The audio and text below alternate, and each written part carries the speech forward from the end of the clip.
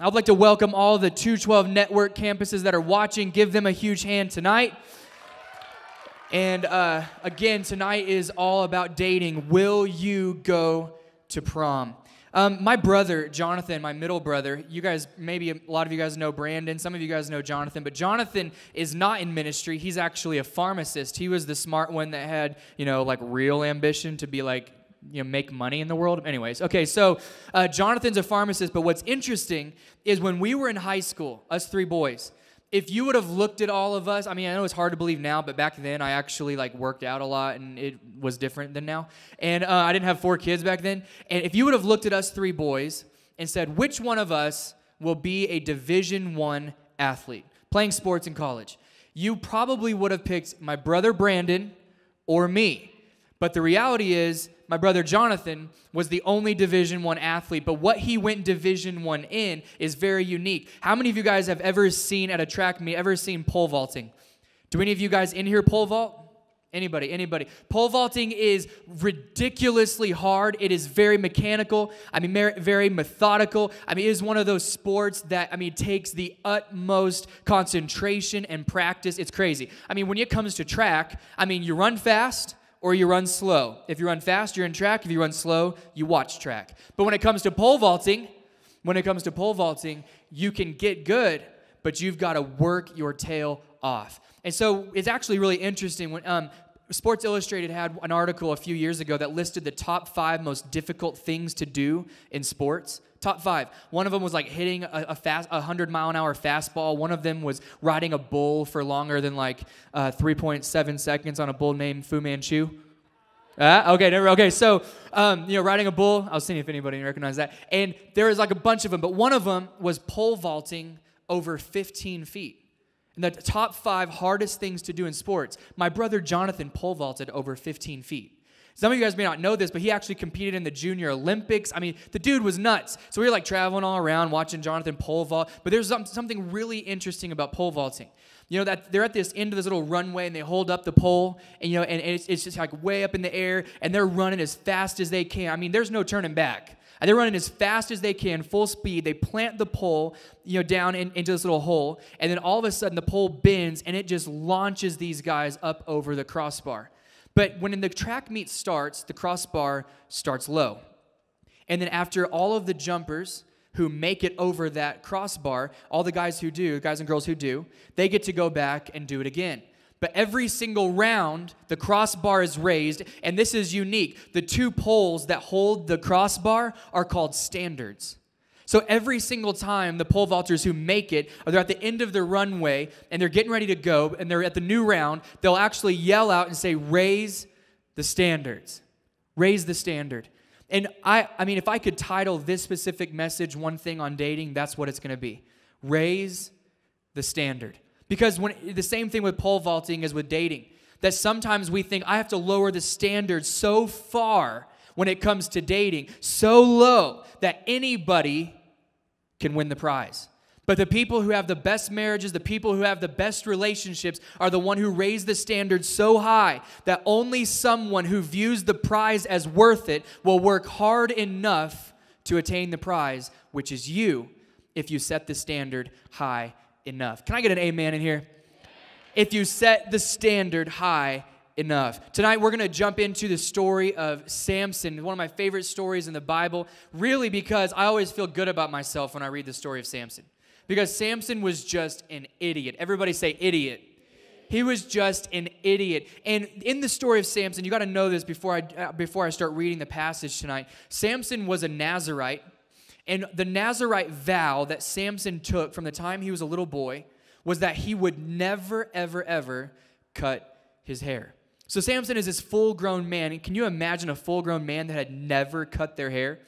Can you imagine that? We're talking hair to the floor. He had, one of those, the sweetest little buns on top of his head that you could ever imagine. And he's also the strongest man in the world. How horrible is that? You're the strongest man in the world, and you have to have braids, a nice little French braid, a little bun, one of those little spongy donut things you put under your hair. He doesn't need one of those. Okay, so, Samson is all man, but he's got long hair because that was the covenant that God gave to the Nazirites. to the Nazarites. So Judges chapter 16, we're going to kind of read a story tonight where Samson really was at the pinnacle of being an idiot. And I'm going to say that word a lot tonight because Samson really, truly was an idiot. Starting in verse number 4 in the Message translation, I'm going to read a lot tonight, so I hope you guys can stick with me and really pay attention here. Judges 16, starting in verse 4. Sometime later, this is about Samson, he fell in love with a woman in the valley of Sorek, grapes. Her name was Delilah. There's so many weird things in the Bible. In the valley of Sorek, grapes. Her name was Delilah, the Philistine tyrant. Everybody say Delilah. Are any of you guys, do you ever drive home late at night and you turn on 99.5 and all these people call in with their problems and they're talking to a girl named Delilah? And then where the commercial starts, and then, it comes back, it's getting ready to come back to the show. And there's this little tune that they sing on this radio show. Does anybody want to just stand up and volunteer to sing the Delilah tune? Go ahead. Does anybody want to do it better? Anybody? I'm joking. Yeah, so, I love listening to 99.5 because there's this tune, and I'm not going to even sing it because he probably sang it better than me, but this girl, what are you guys laughing at? Okay, anyways, so this girl's name was Delilah. Everybody say Delilah. The Philistine tyrants approached her, so the Philistine leaders. So we have the Jewish people, the Israelites. Who are the Israelites' mortal enemy all through the Old Testament?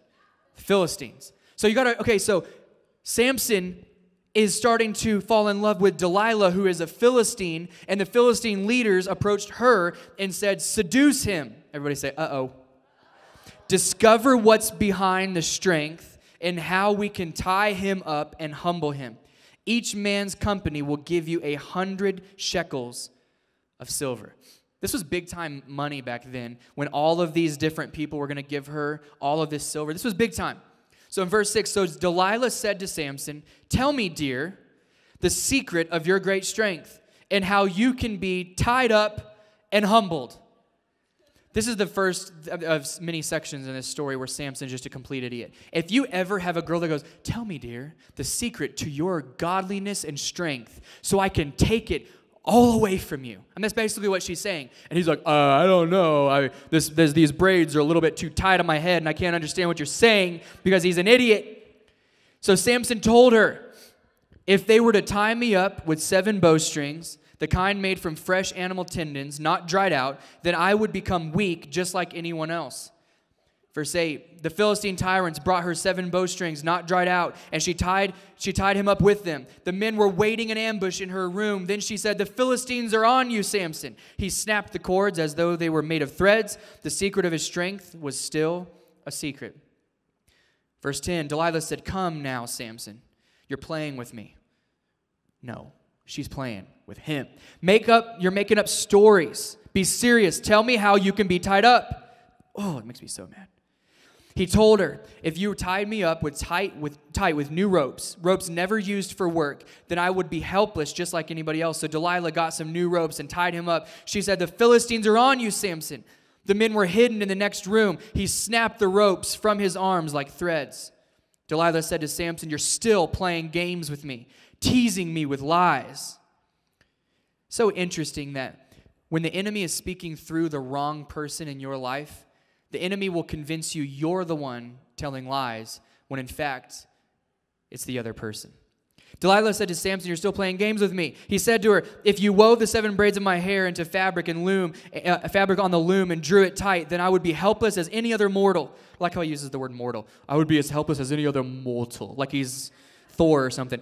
When she had him fast asleep, Delilah took the 7 braids of his hair and wove them into the fabric on the loom and drew it tight. Then she said, the Philistines are on you, Samson. He woke up from the sleep, ripped loose from both the loom and fabric. She said, how can you say I love you when you won't even trust me? That sentence is loaded with evil. How can you say I love you when you don't even trust me? He should look back at her and say, because you've tried to kill me 3 times, you crazy woman, get out of here. But he doesn't. He doesn't.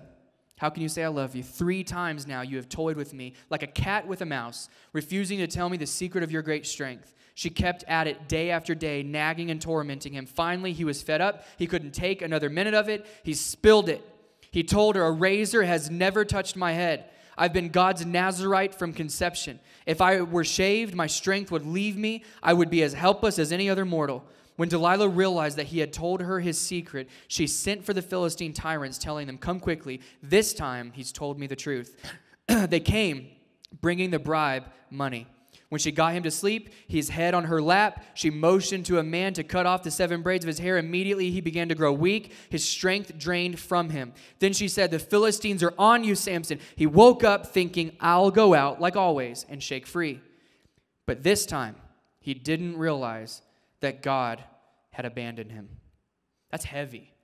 That theologically rocks me with the idea of there is a certain point in this story where it said he didn't realize that God had abandoned him. The Philistines grabbed him, gouged out his eyes, and took him down to Gaza. They shackled him in irons and put him to work grinding in the prison. So tonight we're going to go through a dating checklist, a dating must-have list, and I'm getting all these 6 things from this story in Judges chapter 16. What did Samson do wrong? What did Samson do right? Nothing. What did he do wrong? 6 things, and I'm going to go through them because we look at this, and Samson, this is what's so interesting. After all of this, there's a chapter in the book of Hebrews, over 1,000 years later, written in the New Testament, and it lists this basically like this heaven hall of fame, is what a lot of people call it. And all of these guys, heroes of the faith, and Samson is listed in the New Testament as a hero of the faith. What? Before I even go into these, I want to start off the message tonight by saying if you've messed up, if you're in the wrong relationship, or you've had the wrong relationship, when the God I serve, you can never go too far away from him. You can never do something so bad that he doesn't stop chasing after you, and you can still be considered a hero of the faith. Number 1, first thing, I want everybody to write this stuff down. If you don't have a pen or notes or a phone or something you can take notes on, just pretend and make me happy. Number 1, must share your faith. A list of 6 must-haves. They must share your faith. This is simple, but I'm going to kind of go into detail of what this means. The very first verse I read in verse 4, it said that Delilah was a Philistine. Why is Samson one of God's men, an Israelite, one of the leaders? He was one of the judges who was leading the nation, God's man with a covenant with God. Why in the world was he ever even pursuing not just a girl that was not a Jew, but he was pursuing a pagan girl in the enemy's camp? Why in the world would he ever do that? It's obvious to us. We read this story and like I said earlier, we go, idiot. But we find ourselves doing the same thing all the time. They must share your faith. 2 Corinthians 6:14 says, do not be yoked together with unbelievers. For what do righteousness and wickedness have in common? Or what fellowship can light have with darkness? We've used this verse a lot at 2:12. If you've never heard it, here's a quick explanation. A yoke. Do not be yoked together with unbelievers. A yoke was a harness that was put on 2 oxen. And these oxen were meant to, this yoke was put on them, this harness, and they had a whole thing behind them, a plow. And it was meant to, it was so perfect for back then in 2 Corinthians when Paul is saying this. Because everybody was farmers. Everybody understood farming. And they couldn't put a small ox next to a large ox in the same yoke and expect to get the job done at all. All it would cause is chaos, all it would cause is pain, and eventually break the plow and make the field to where no harvest would come. Because they knew there was such strategy. The oxen had to be the exact same size in order for the plow, the yoke, to work. So when it comes to your life and your dating life and the people that you're looking at or you have a crush on or they walk by and you smell their perfume and you're like, oh, I'm Twitter-pated, like little bunny on Bambi. Whatever it is, you're looking at this. This is the very first thing. Because I hear teenagers all the time, and I go, do they share your faith? Well, they go to, yeah, sure. They go to that church. They're a Christian. Yeah. They go to that church. Let me tell you something. Just because somebody goes to church does not mean they are a Christian at all. It's good that they go to church. It's not a bad thing that they go to church. But it does not mean that they are, in fact, a Christian. Why is this topic so serious? And this is something that you got to think of too. It's not just Christians who say this. If you go to a counselor that's not even a Christian, they could be an atheist, and you're dating somebody about to get married, and you have two different faiths, two different ideas of religion, that atheist counselor will look you in the eyes and say, this will not work. It won't work. If two people are in a dating relationship, it won't work. And tonight, as we go through these 6 things, I really want you to think about this. When it comes to dating, you only have 2 options. You either date to get married, or you date to get divorced. You are training yourself to do one of 2 things. Date to get married or date to get divorced. The divorce rate now is 60% of all marriages in America end in divorce. It's out of control. But that statistic goes up to 89% if people don't share the same faith. If you don't share the same faith, the statistics go up to 89% that you will in fact get a divorce. If Avery, my daughter, she's 10 years old, if she comes up to me one day and says, hey, I want to date this boy, he goes to that church, he's a Christian, I've already taught her this is like blasphemy. But if she ever comes up and says that to me, I'm going to be like, that doesn't mean anything. If you want to date that boy, he has to call me, schedule a meeting, we're going to go to Starbucks, we're going to sit down, and he's going to look me in the eyes, and he's going to talk to me for about an hour about how God has changed his life, the story of his redemption, how he went from an old creation to a new creation, how God has transformed his life. He's going to look me in the eyes and convince me that he is worthy to date you. And if he can't, he's done. He's done. I was getting ready to get violent, but I won't get violent. I'm a pastor. Okay, so let's keep going. They must share your same faith. So instead of asking someone if they're a Christian, here's kind of a good rule of thumb. Don't say, are they a Christian? Say, what's their story? What's the story about how has Jesus changed their life? If they have a true story, I mean, it's so funny. Sometimes somebody will walk in, I'm a Christian. Really, that's awesome. Tell me the story about how God has changed your life. I'm a Christian. I mean, they don't have a story. If they have a story, they'll share your same faith. Number 2, must have same moral code. They've got to believe the same thing as you when it comes down to what is the definition of right and wrong. Morality is just the definition of right and wrong. So when you think of simple things, if you share the same faith, in essence, you should have the same moral code, but sometimes people don't put all of this together. So when I say you have to have the same moral code, what I'm talking about is things like, sexual boundaries when you're dating. How far is too far? The Bible goes into detail about it, and basically it's this. Once you have to start asking the question, is this too far? It's too far. I know a lot of people now that I'm becoming friends with, and they have little girls growing up, and a rule that they make across the board is this: you will not kiss until you're engaged. That sounds ludicrous to an American, but 3/4 of the world live by a moral code that they won't even kiss until they're engaged. And you tell that to an American, they go, oh, you are stealing my American right to do whatever I want. Oh, yeah, you can do whatever you want. But even kissing quickly leads to new things. So what are your views on sexual things? What are your views on living together before marriage? What are your views on sex outside of marriage? What are your views on all of these different intricate things when it comes to sexuality? What are your views on alcohol? One of the things when my wife and I were dating, we kind of have a strong viewpoint on alcohol. We do. The Bible does not say alcohol is a sin. But me being a youth pastor for 8 years, I have only seen alcohol hurt people. I've never seen it help people. And if something can only hurt people, even if we do it in moderation, that's fine. Some people are very responsible with it. But I looked at Mandy and said, I don't know, because I've never really drank alcohol, if I can be responsible with it. I don't know. Because some people are susceptible to alcoholism and they don't even know until they start drinking alcohol, and all of a sudden it's too late. So we decided we will not have alcohol in our home. These are important things. What's their view on that? Are you going to have beer and wine all in your refrigerator, or are you not? Because some people are very opinionated about it and some people aren't. It's not a sin, but it's also a matter of moral code. What are your views on social issues like abortion? In our country today, it's huge. You don't want to sit in your living room and when you see this president, we're voting for a new president. I agree with, I'm pro-choice. What? You guys start going back and forth and you're yelling. Political views are massive when it comes to dating and marriage and relationships being torn apart. What are your views on gay marriage? There's so many things that people don't think about when it comes to the moral code. Do you share the same definition of what is right and what is wrong? Is this stuff good for you guys tonight? Number 3. All right, one person. Number 3, must have passion for your calling. Every single person, when they get saved, when we receive Christ, it might be immediate or it might take a little bit of time, but we start receiving this calling from God. There's this nudging in our spirit of, I really believe I'm supposed to do that. I really believe that I was meant for greatness. I really believe that I was meant to accomplish that God is calling me to do this. And God speaks to individuals. He does not speak to couples when you're dating. God speaks to individuals. So when God speaks to you and says, do this, but the person you're wanting to date is doing this with their life, do you think God would bring confusion into a situation, or do you think that he would bring stability into a situation?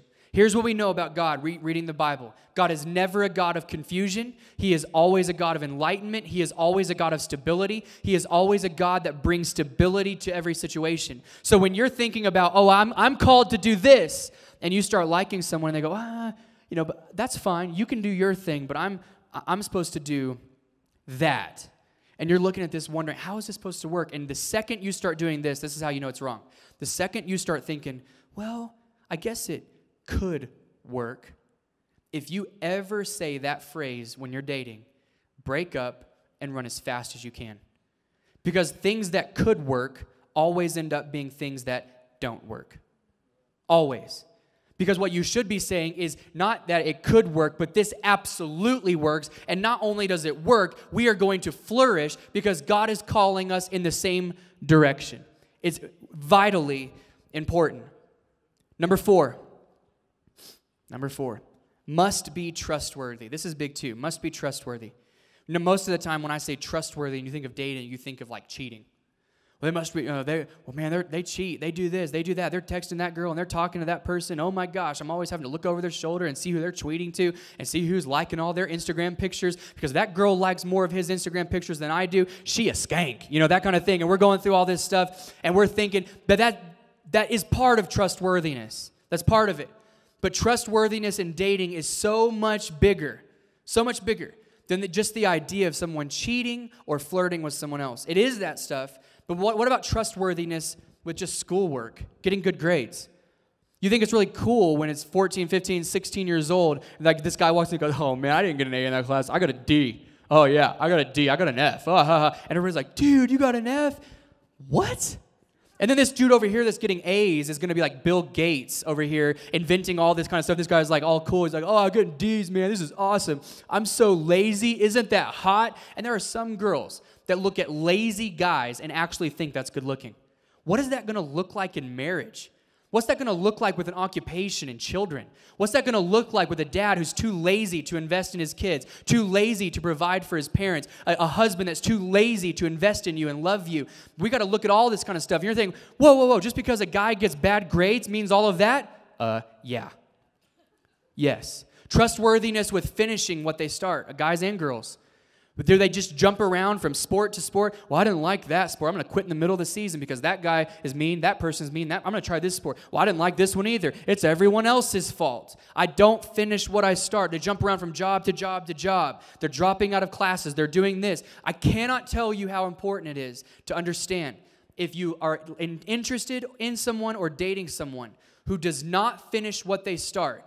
That is a trait that will most likely pan out to be starting a marriage, but not having the capacity to finish it. To finish the race strong. Trustworthiness. Do they finish what they start? How will they represent you? How do they represent you? Do they talk highly of you? Do they knock you down in public and bash you? Do they tease you? Are you the brunt of their jokes? Or do they lift you up and praise you? There's so many things to look at when it comes to trustworthiness. Let's go to number 5. This is a good one. Must believe in the same biblical definition of love. Must believe in the same biblical definition of love. There's a chapter in the Bible with a few verses that is the most incredible definition of love I've ever read. I read it in every wedding that I do.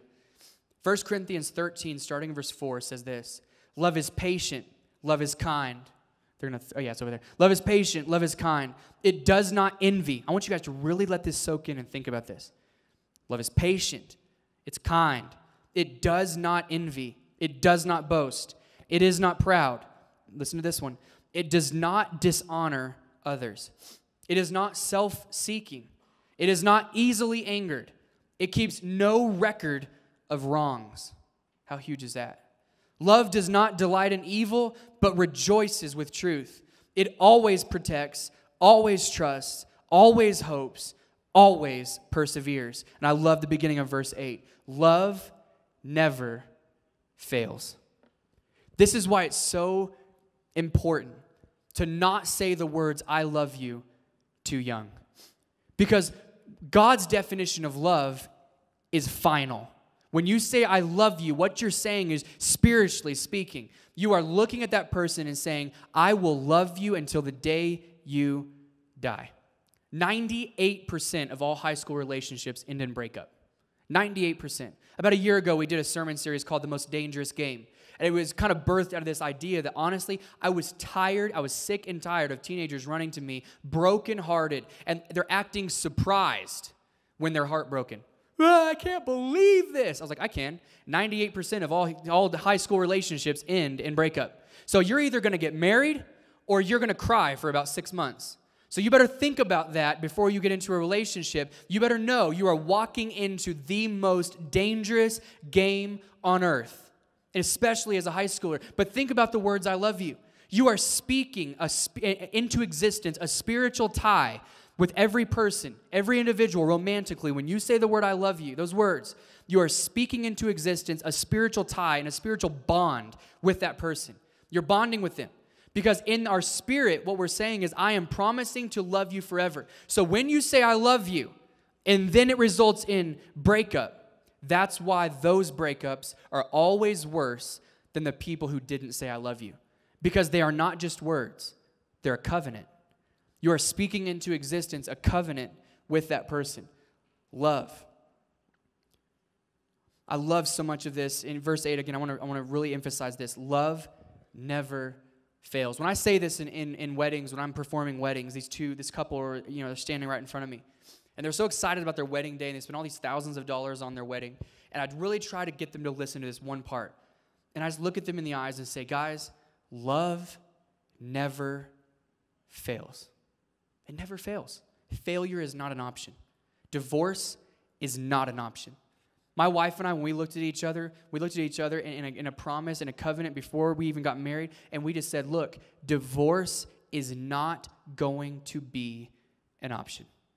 We will work through thick and thin, hell and high water. We will stay married. We are going to work through every high and every low, and we will be a couple that just works through it, because no marriage is perfect. But when love abides, it's the closest thing to a perfect relationship, especially when it's God's definition of love. Number 6, this is really simple and practical, and then we'll wrap up, and the band can actually make their way back up right now. Number 6, must be compatible with you. Super simple, must be compatible with you. You know what blows my mind? People spend more time, effort, and money investing in investigating what kind of car to buy than they do what kind of person to marry. They will look at a car and look at every part of it. Does it fit my personality? Does it feel good when I'm in it? What's the gas mileage? What's the size of the engine? Is it a 4-cylinder, 6, 8? Is this car the car of my dreams? How long is it going to last me? What are the tires? What's the insurance going to be? We're asking all of these questions. What's the monthly payment? We are investigating cars more than we do potential spouses. And you're thinking, well, if I'm dating, that's not a potential spouse, then you're dating to divorce. The only reason you should ever date is if you truly believe that person could be a potential spouse. And if that person is a potential spouse, what kind of investigating have you done to look at them and think and say, are we compatible? What are our personalities like? Are both of us easily angered? That's not going to be good in a marriage. Do both of us really like to, even simple things, do both of us really like to sleep in every single day? Or is one of us lazy and the other one's lazy too? You got to look at all of these things. My wife and I, before we got married, studied each other like crazy. We just actually did personality tests a few weeks ago, and we are on polar opposite ends of the personality chart. Polar opposite. I'm like this, like freak where I'm like, ah, everything's high and low. And like if something happens, I'm like, it's the worst thing ever or the best thing ever. Anybody like that? There's no in between. It's like, this is the greatest day of my life. You know, that kind of thing. And the next day it's like, this is the worst day of my life. And then my wife is just like, no, we're just good. This is just good. We're good. I'm like, no, it's not. We're dying. You know, that kind of thing. But what happens is when you look and investigate incompatibility, what are your personalities like? Do you even have fun together? I mean, half the relationships I look at, they're just miserable all the time. I mean, they get into a relationship and every single tweet is about how horrible their life is, how much they hate their boyfriend or girlfriend, but they stay in this stupid relationship. And I'm like, what are you doing? Because we don't even care if we're compatible. You look at the story of Samson. I want to kind of recap real quick. He did not choose someone that shared his faith. That was his first giant mistake. Delilah was one of those women she was a Philistine. She didn't care about the covenant that he had with God. She gave it no thought whatsoever. She was probably just an attractive girl who just wanted something from Samson. Just wanted something. She wanted the money. She was using him. She did not share his faith. The number one thing you need to remember. Number two was must have the same moral code. She didn't. She was trying to get him to sleep with her, and they weren't married. Before he even found Delilah, he was sleeping with a prostitute. She was capitalizing on the fact that he was already at a weak moment, and this was one of God's men. What's happening? What's happening? They didn't share the same moral code. Number three was they must have passion for your calling. He looked at her and said, I have been a Nazirite. I gave the Nazirite vow from the time I was conceived. I was a Nazirite and promised God that I would never cut my hair. And she's doing the very thing that violates the covenant that God had on his life. He couldn't even see it. I've seen so many people, there's this massive calling on their life, and they choose to date someone that will pull them away from that calling because Satan doesn't want to send someone to you that it's so obvious that every siren goes off and you're like, there's no way I would date that person. If he views you as great, he wants to send you good. Because if he can get your eyes on good instead of keeping your eyes on great, it can mess up your entire future. Just dating the wrong person can mess up your entire future. Number four was trustworthy. She was looking at him saying, don't you trust me? It was as if evil was speaking through her straight at Samson, and he believed it, as if he wasn't trustworthy, and she was the one saying it. Are they trustworthy? Do they finish what they start? Do they mean what they say? Are they behind you? Do they have your back? Number five was, do they believe in the biblical definition of love? She was saying, you say you love me? You love me? And he's looking at her thinking, well, I don't know. He had no definition of biblical love. Biblical love is this. Love is sparked by emotion, but carried out through commitment. It's sparked by emotion, but carried out through commitment. And some people think it's just all emotion. And if you think it's all emotion, then you're going to say things like, well, we just fell in love. Well, we just fell out of love. When the biblical definition of love doesn't give any room for falling into it or falling out of it. You decide your way in, and you can decide your way out. Because it's based on commitment for the long haul. It's based on commitment. Love is huge. It's huge. And the number six was compatibility. Compatibility. They were completely not compatible. You look at Samson and Delilah on every single level, spiritually, even physically, all these kind of, you're looking at two different nations and people that believed one thing, and then these people believed another thing. It would never work. They were the farthest thing from compatible. And I look at this and think, he didn't break two or three of these. It was all of them. And I look at Samson, like I said at the beginning, we can call him an idiot and laugh all day long, but I think God left this story in the Bible. If I get everybody's attention real quick as I wrap up, I think God put this story in the Bible to show us what an idiot is and to remind us that we're always one step away, one decision, one choice away from becoming the very thing that we laugh at in the Bible. Just one decision. Samson was an idiot. He decided to date the wrong person. And all of us are really no different than him.